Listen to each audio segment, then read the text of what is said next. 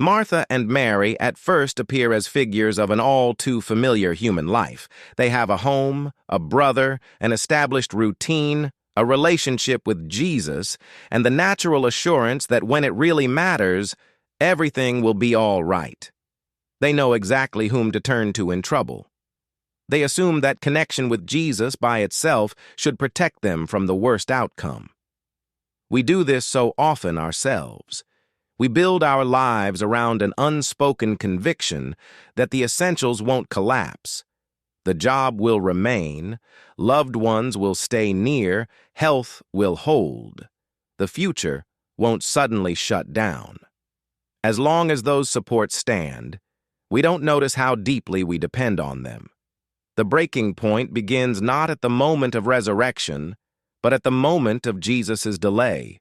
The brother's illness worsens. Help does not arrive in time. Hope dies before their eyes. Then Lazarus himself dies. For the sisters, it was more than a family tragedy. With their brother collapses their inner world, their picture of how God ought to act, their trust in the expected order of things.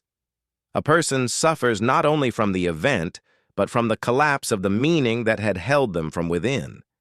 That is why their words hit so hard. If only you had been here. In those words are love, pain, bewilderment, and the beginning of a new, stronger faith. The two sisters respond differently, just as people respond differently to crisis. Martha goes out to meet him, speaks, seeks support in conversation, as if trying to hold some structure together amid the chaos. Mary weeps and sinks deeper into the experience of loss. One person in trouble begins to act, another to feel, a third falls silent, a fourth grows angry. But external differences do not cancel the common process. Both go through an inner dying. The old certainty dies, the old pattern of hope, the previous sense of a controllable world. The principal miracle does not happen only to Lazarus. The resurrection touches the sisters as well, though in another way. Lazarus comes out of the tomb bodily. Martha and Mary emerge from their own inner night, after unbearable grief and moral devastation. Their brother is returned to them, but their former naivety is not. The house becomes a home again, yet its inhabitants are different. Everything is as it was, and everything is changed. After such events, a person knows that love does not guarantee the absence of pain, that God's silence does not mean his absence, that hope can die and yet be born again in another form. This story speaks to the modern person. Someone loses the job on which they built their sense of worth. With the position dies the future that had seemed secure.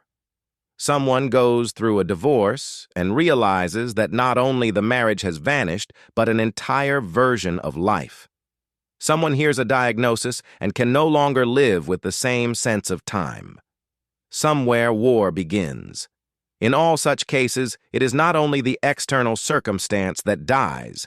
The inner world, in which a person had already made a home, dies too. And if later a new life is born, it is not a return to what was but a resurrection after crisis. A person finds not the same job, but a new foundation for the self. Not the same love, but a more mature capacity to love. Not the former security, but a depth that is not wholly dependent on the external. It is no accident that the ancient world knew mysteries of death and rebirth. People felt that true renewal required passing through a symbolic death of the old state. But in the story of Lazarus, the mystery does not take place in ritual or in the theater of sacred signs. It happens literally in the life of a family.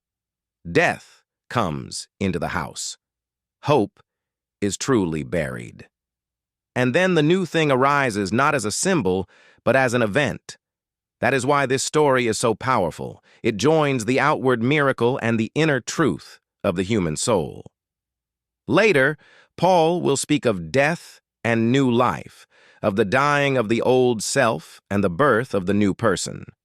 Those words are often read only theologically as doctrine or mystical status, but in them one also hears a deep psychological law. The old I, built on control, familiar guarantees, and a childish form of hope, cannot merely be dressed up on the surface. It goes through dissolution. Only then does a person emerge who knows the truth more deeply than before. Perhaps Paul's language describes not only a heavenly mystery, but the very path by which God really works within a person, the path to which Christ himself pointed. Here, one of the most difficult modes of Jesus' action is revealed. He does not always leave our former hopes untouched. Sometimes he allows them to die so as to raise us with them on a different, deeper level. This is experienced as loss, as darkness, as a delay of help. But later it becomes clear. Not everything has vanished. Only the form of life that had become too cramped for future growth has died. The story of Martha and Mary shows that God works not only through consolation, but through transforming crisis. We ask to have yesterday's world restored, and sometimes in return we are given our tomorrow selves.